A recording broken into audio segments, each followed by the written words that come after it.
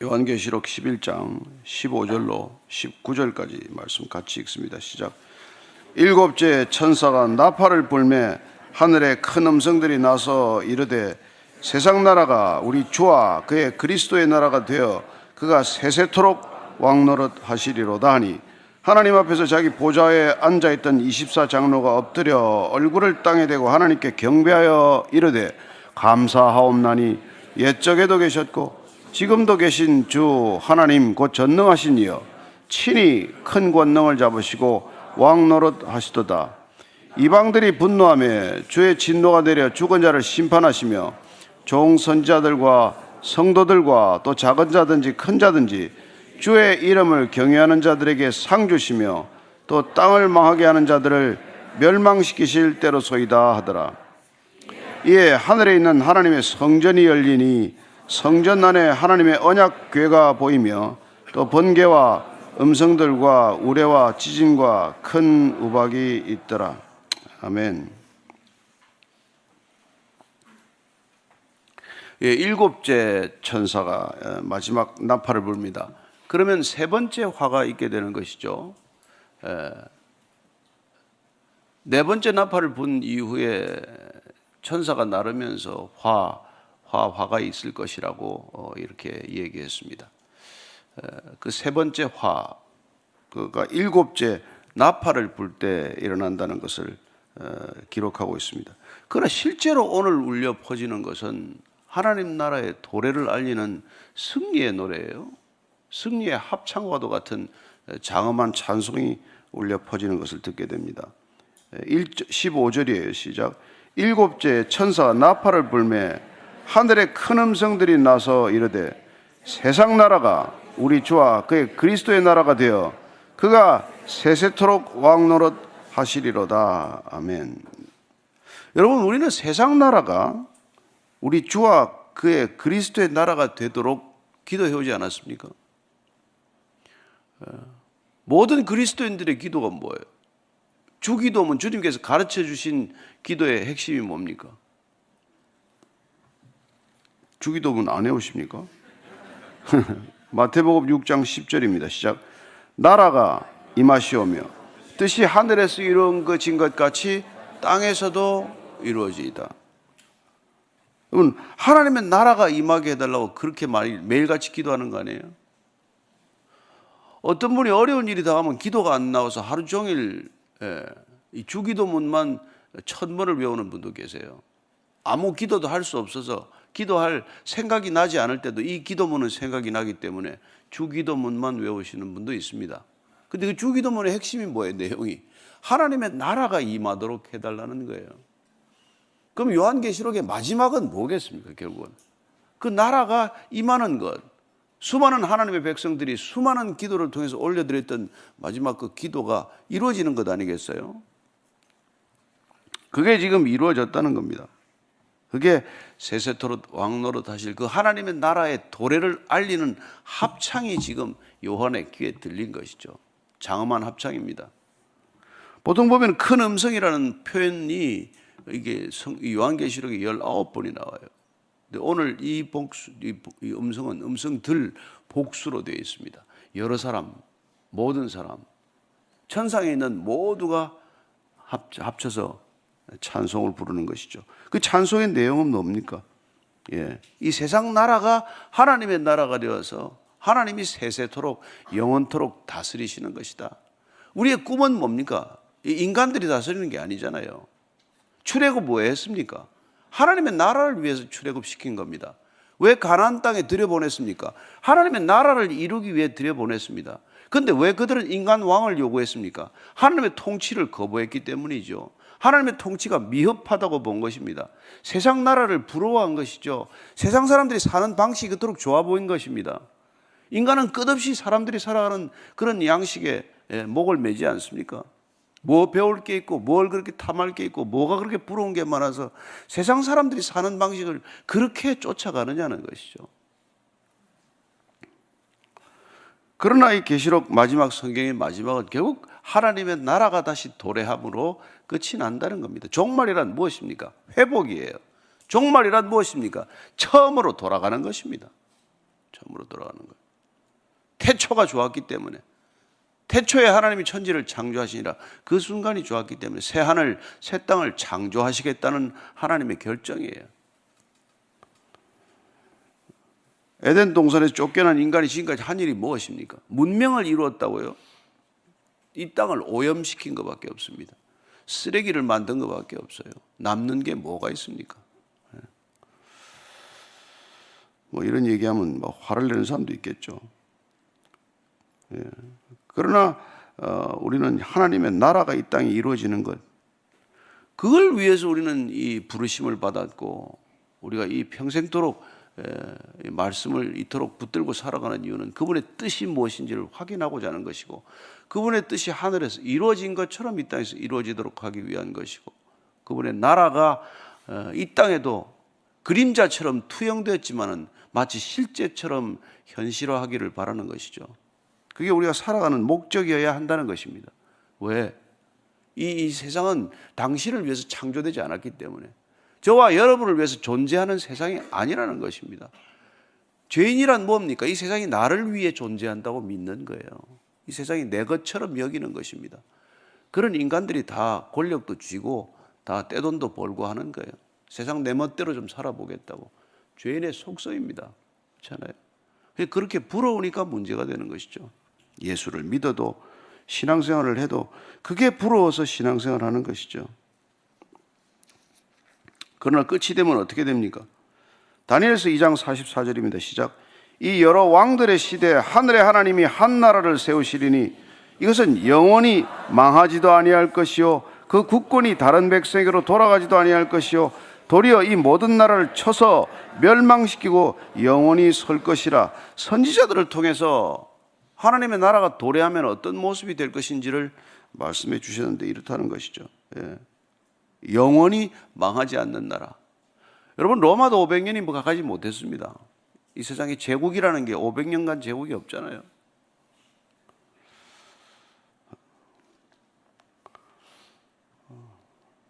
스가랴서 보면은 14장 9절입니다. 한번 같이 읽습니다. 시작.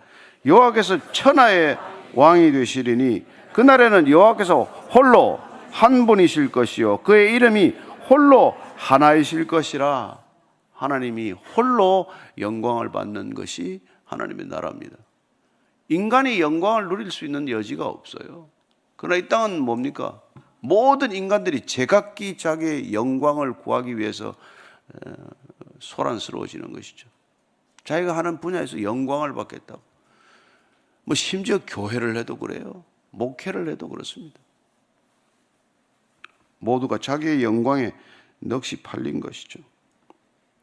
그래서 토마스 홉스 같은 사람은 인간 세상 사는 것 다 한마디로 정의합니다. 만인대 만인이 투쟁하는 곳이라고 말합니다. 이 세상의 본질을 그렇게 말해요. 왜요? 각자 왕이 되고 싶으니까. 왕은 한 사람인데 뭐 더 해서 1인자는 하나인데, 그래서 평생 그렇게 싸우는 거예요. 싸우는 겁니다. 여러분, 뭐 싸울 때 다 명분을 세우잖아요. 명분을. 정치는 뭡니까? 사사로운 이익을 공적인 이익으로 포장하는 사람들의 놀이터예요. 무슨 백성을 생각하면 이 지경을 만들어 놓겠어요? 그렇지 않습니다. 다 마찬가지예요. 그래서 우리가 정신 차리고, 배가 빠지는 건 여러분 한쪽으로 몰리면 배가 뒤집어집니다. 저는 배를 수없이 많이 탔는데 배가 풍랑이 일면 가만히 있어야 돼요.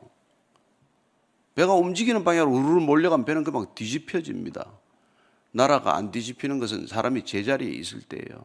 국민들이 제자리에 있고 소방서 불 끌어가고, 그렇잖아요. 교사들 학교에서 아들 가르치고 여러분들 기도의 자리에 앉아 있고, 그러면 나라 또 풍랑은 지나가는 겁니다.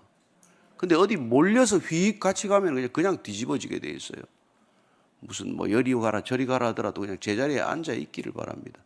이럴 때 기도해야 됩니다. 이럴 때 골방의 기도가 필요해요. 합심 기도 필요합니다. 같이 기도해야 돼요. 네. 자, 16절 17절입니다. 시작. 하나님 앞에서 자기 보좌에 앉아있던 24장로가 엎드려 얼굴을 땅에 대고 하나님께 경배하여 이르되 감사하옵나니 옛적에도 계셨고 지금도 계신 주 하나님 곧 전능하신 이여 친히 큰 권능을 잡으시고 왕 노릇 하시도다. 이 24장로들은 가만 보면은 예배 인도자들 같아. 틈만 나면 예배. 그냥 얼굴을 땅에 대고 하나님께 경배합니다. 그리고는 또 찬양합니다. 감사합니다. 옛적에도 계셨고 지금도 계신 주 하나님 곧 전능하신 이여. 호칭에다가 찬양의 대부분의 역점을 두죠. 그분이 어떤 분이신지를 아는 게 찬양이에요. 그렇지 않습니까?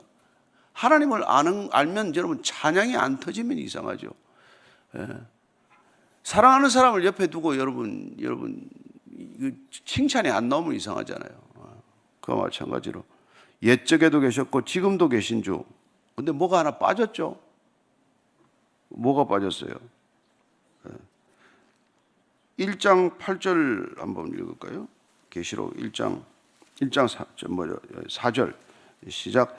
요한은 아시아에 있는 7 교회에 편지하노니 이제도 계시고 전에도 계셨고 장차 오실 이와 그의 보좌 앞에 있는 7영 이제도 계시고 전에도 계셨고 장차 오실 이. 이 4절에도 또 그게 나오고 4장 8절에도 그게 나와요. 근데 여기 오니까 지금 장차 오실 이가 사라져 버렸어요. 역사가 완성되면 그분은 오셨기 때문에 더 이상 미래의 시제가 필요 없잖아요. 과거에도 계셨고 이제도 계신 이로 족하는 것이죠. 그분이 오셨다는 것을 뜻합니다.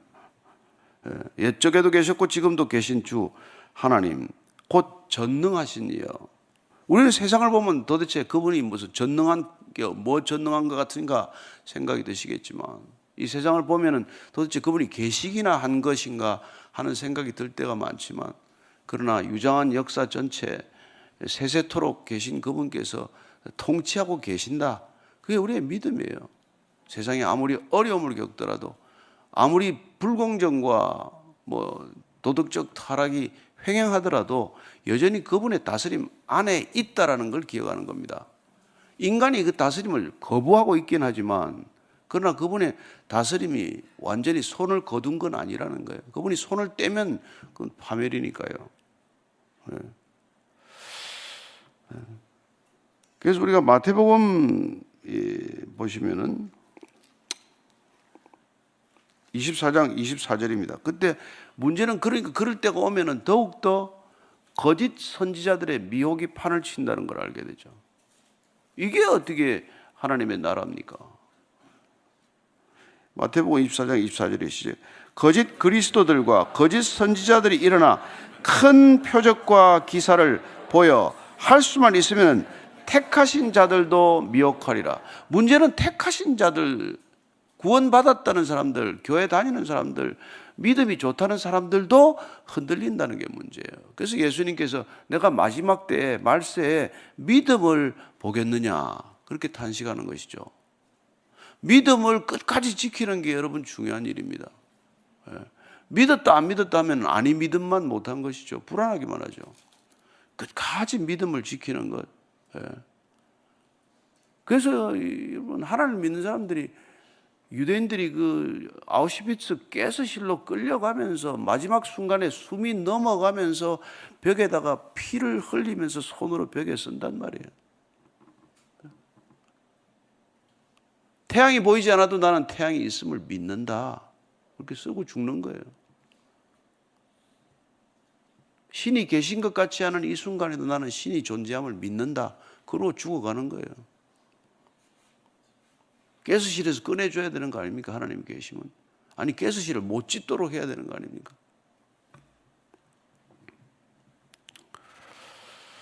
근데 이게 다 우리가 가야 이제 이 땅을 떠나 가봐야 결론이 나는 것이죠. 가서 없으면 아무것도 없네? 헛믿었네? 안심하십시오. 그렇게 불안한 표정을 짓지 말고. 그러지 않는다는 거예요. 그러지 않는다. 제가 하도 그 예수님 안 믿겠다고 이렇게 애를 막 고집 부리는 80대 어르신이 한 분 계셨어요. 근데 이분이 대한민국에 아마 여권이 한 10번 안에 들어가. 젊어서부터 아주 해외여행을 많이 하시고 기업을 하시다가 이제 은퇴하셔서 조용히 사시는 분인데 이제 예수는 절대 안 믿기로 결심한 거예요. 예수님이 꼴도 보기 싫어요. 그래서 이제 그 따님이 하도 애가 타니까 저를 이제 데려가서 예수님을 좀 영접시켜 달라고 그랬어요. 제가 보고 이제 웃으시면서 이제 과거에 사셨던 얘기하니까 아주 옛날에 얘기 좋아하지 않습니까? 뭐 옛날에 여권을 어떻게 발급받은 얘기, 여권이 있으면 천하를 얻은 것 같은 느낌. 첫 비행기를 타고 나갈 때 기분 뭐 이런 거 다 얘기하시더라고요. 그래서 제가 한 가지만 물었어요. 여권 없이 혹시 미국 가지 않았냐고. 화를 내시더라고요. 여권이 없이 어떻게 가냐고. 아, 그러면 그걸 아시는구만. 천국 가는 여권만 받아두시라고. 여권만 받으시면 된다고. 예. 그리고 가기 싫으면 가지 마시라고. 근데 갈 때는 있어야 된다. 그리고 갈 때 여권 받아갈 때 비자 받아갔냐 그랬더니 받았대요. 아니 비자 안 찍고 가지 그러셨냐고 그랬더니 비자를 안 찍고 어떻게 들어가냐. 그럼 비자 받아두시라고. 비자 받아두시라고. 그래서 영접하셨습니다. 비자 받으셨어요. 비자 받으셨어요. 비자 받으. 저는 여러분들이 예수 안 믿는 사람들한테 제가 제발 여권이라도 좀 가지고 해외 안 나가더라도 여권이 있어야 되잖아요. 그 미국 뭐 안 가든 어디 안 가든 뭐 비자 없이 들어간 나라가 뭐 지금 100몇십 개 아니에요. 그러나 비자를 요구하는 나라는 비자가 있어야 되는 거죠. 근데 천국은 비자가 필요합니다. 예. 예수님 비자가 필요해. 예수님이 도장 찍어주러 오셨어요. 그렇잖아요. 예. 값없이 도장 찍어주러 오셨어요. 미국 대사관에 요새 비자 피가 올랐더라고. 근데 예수님은 비자 피 안 받습니다. 안 올렸습니다. 그냥 믿음으로 고백하면 돼요. 그러면 되는 거죠. 그분이 이제 우리가 비자를 받으면 그분 나라에 들어가면, 입국하면 그분이 왕 노릇 하시는 것을 인정해야 된단 말이에요. 근데 그분의 나라에 들어가려면 그분을 왕으로 인정하겠다는 태도는 우리가 가지고 있어야죠. 그래서 이 땅에서 살아가는 현 시간은 그분을 왕으로 인정해드리는 시간, 그래서 그분의 왕 되심을 받아들일 통치를 준비하는 시간이에요. 그렇지 않아요? 그래서 우리 삶이 달라진다 이런 표현을 쓰는 것이죠.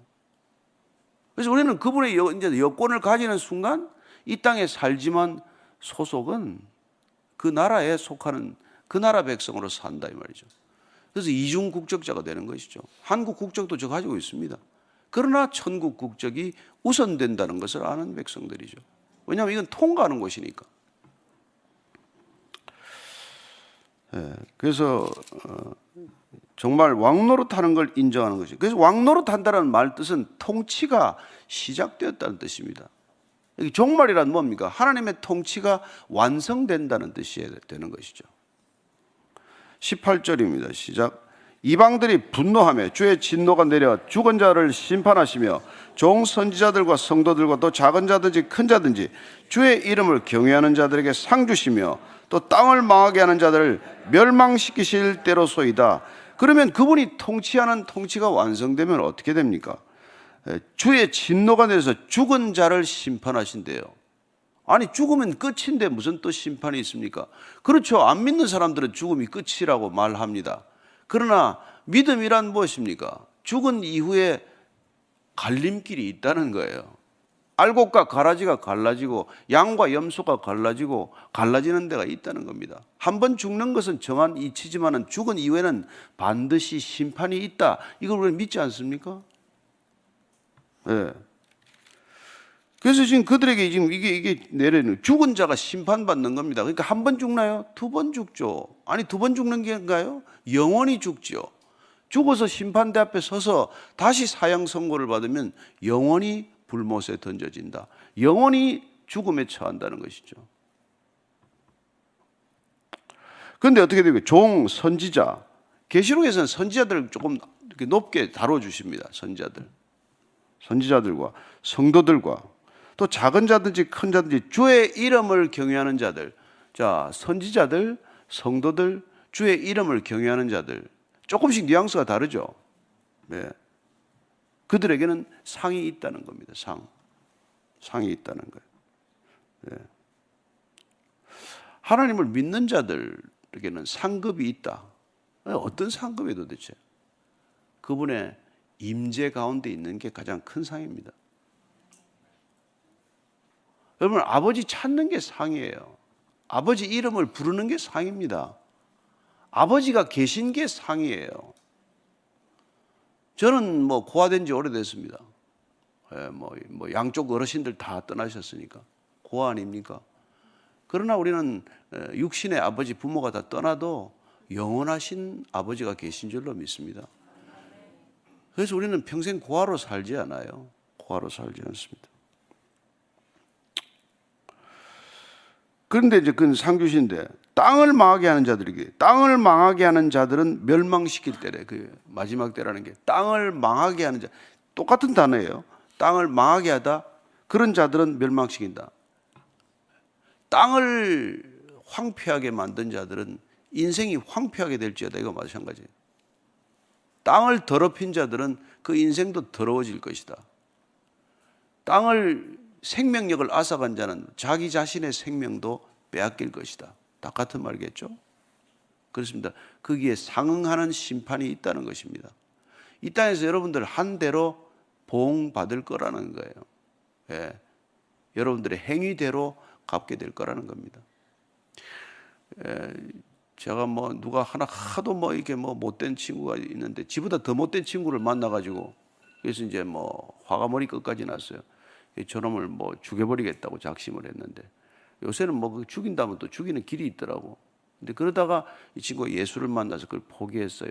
그래서 내가 정말로 칭찬했습니다. 너 성질대로 그 사람 죽였으면 너 인생은 그 죽인 놈보다 훨씬 더 고생 심하게 할 텐데 잘 참았다 그랬는데, 여러분, 사람 죽이고 보상 안 받겠습니까? 가인이 아벨을 죽이고 땅에 피가 짖는 소리가 안 들립니까? 땅에서 올라오는 소리가 안 들립니까? 땅에는 피의 소리가 있단 말이에요. 우리는 안 들리죠. 그러나 그건 반드시 갚아야 된단 말이에요. 갚아야 된단 말이에요. 그래서 예수님 믿으라는 겁니다. 네가 갚을 능력이 없으니까. 근데 땅을 망하게 한 자들이 멸망되면 가만 멸망당합니까? 끝까지 발악한단 말이에요. 그래서 지금 마지막 잔불 정리 기간이에요. 그렇지 않아요? D-Day와 V-Day 사이는 잔불 정리 기간이에요. 예수님의 초림은 디시전 데이입니다. 이미 오셨습니다. 종말은 시작되었습니다. 이거 지금 우리는 재림에 관한 얘기를 읽는 거예요. 그러면 디시전 데이는 뭐예요? 끝나는 거예요, 이제. 그 사이 이게 그 빅토리 데이, 그죠? 최후의 승리의 날. 그 사이를 우리는 지금 살아가고 있는데 그 시간 동안 이런 일들이 일어날 거라는 지금 얘기를 하고 있는 거란 말이죠.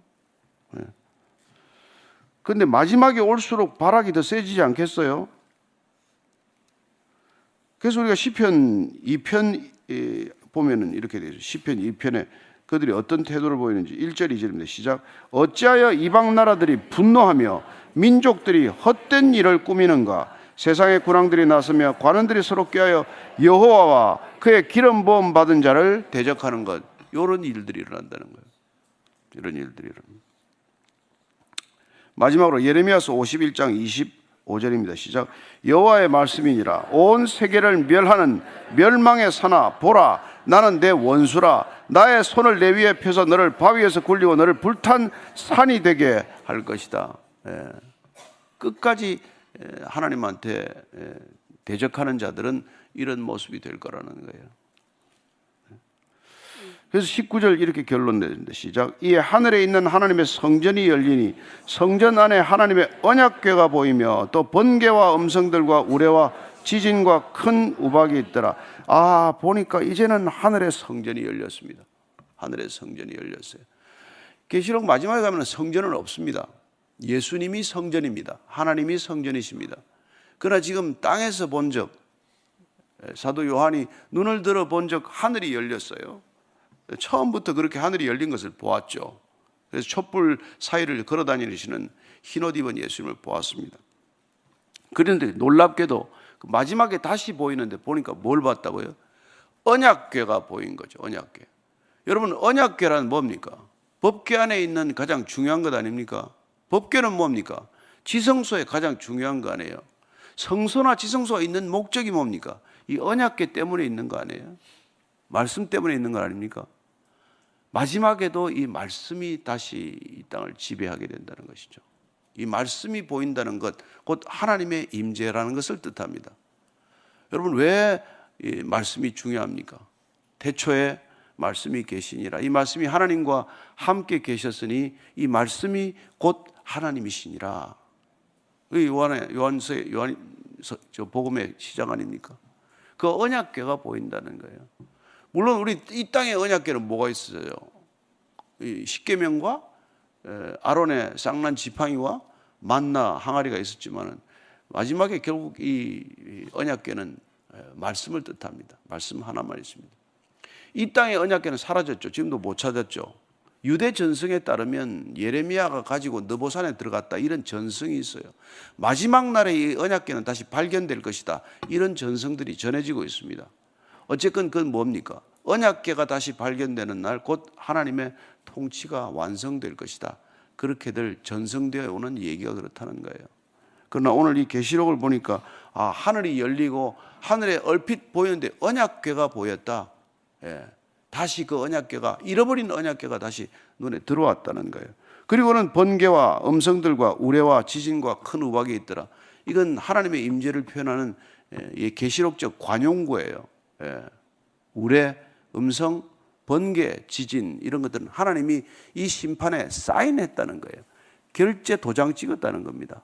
반복되는 표현이에요. 하나님께서 이 심판, 이 징계를 허락하셨다는 뜻이란 말이에요. 이 모든 것들이 완성되는 시점을 향해 가고 있다는 것입니다. 우리가 이 어두운 시기에 다시 계시록을 보고 있습니다만은, 계시록을 여러분들 두려워하지 말고 힘들어하지 말고 자주 그냥 읽게 되기를 바랍니다.